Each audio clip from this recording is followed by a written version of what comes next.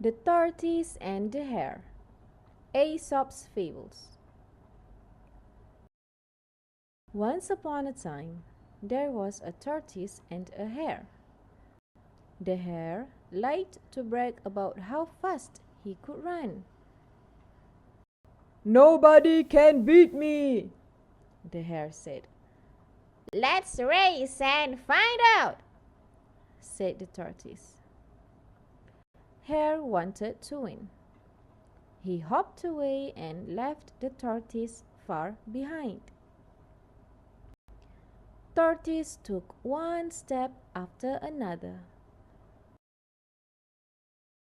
Hare wanted a snack. He hopped to the field and ate some plants. Tortoise took one step after another. Hare wanted a nap. He hopped away under a tree and fell fast asleep. Tortoise took one step after another. He passed the sleeping hare and kept going.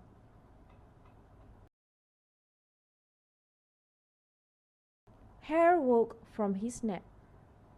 He hopped to his feet and ran. He could not run fast enough. Tortoise won the race. He smiled at Hare. "Slow and steady wins the race," the tortoise said.